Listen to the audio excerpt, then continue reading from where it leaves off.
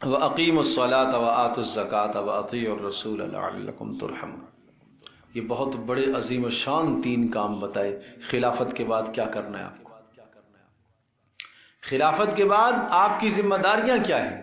اقتدار پر آنے کے بعد ذمہ داریاں میں سے پہلی ذمہ داری ہے اقیم الصلاۃ، نماز قائم کرانا۔ نماز قائم کرنا بھی کرانا بھی، یعنی خود بھی نماز پڑھنا اور دوسروں کو نماز پڑھانا بھی، یہ خلافت کی ذمہ داری ہے۔ اور کیا ہے؟ زکوٰۃ کا ادا کرنا۔ یاد رکھیے گا یہ 2 چیزیں، نماز زکوٰۃ، نماز زکوٰۃ قرآن میں جا بجا ایک ساتھ آتے ہیں۔ اقیم الصلاۃ وآتوا الزکاۃ، یقیمون الصلاۃ ویؤتون الزکاۃ۔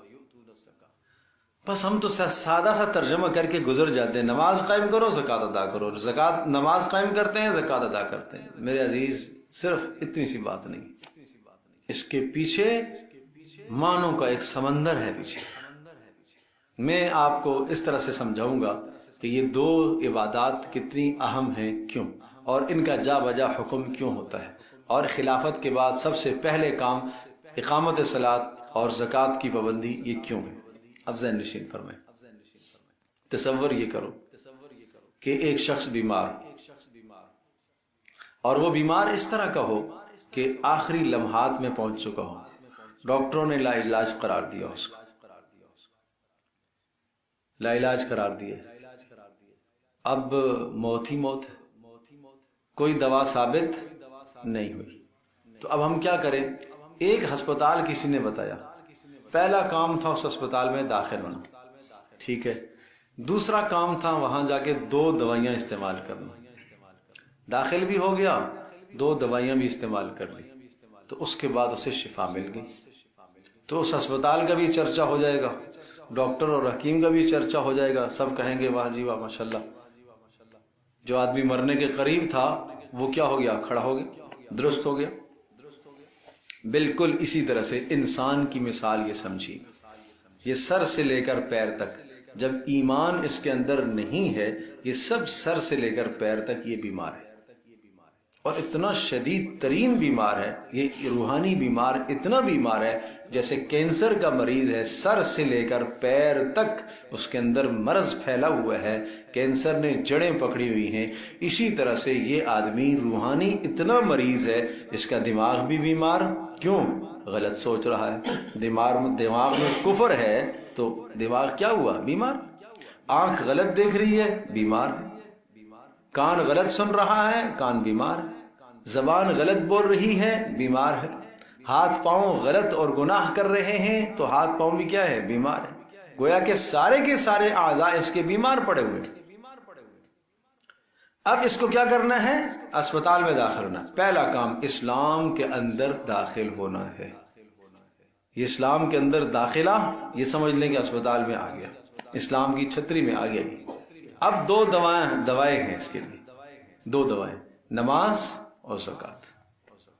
یہ بڑی خوب 2 دوائیں، کیوں؟ اس لیے کہ یہ جتنے بھی اس کے اندر گناہ پائے جا رہے ہیں، کفر کے بعد اور کفر کے سمیت جتنے بھی گناہ ہیں، ان تمام کے تمام گناہوں کا سبب 2 چیزیں ہیں۔ یہ سارے گناہ کیوں کر رہا ہے انسان؟ 2 وجہ سے۔ نمبر 1 حب جاہ، اقتدار کی محبت۔ نمبر 2 حب مال کی محبت۔ مجھے یہ بتائیے ایک دوسرے سے حسد کس بنیاد پر رہتا ہے؟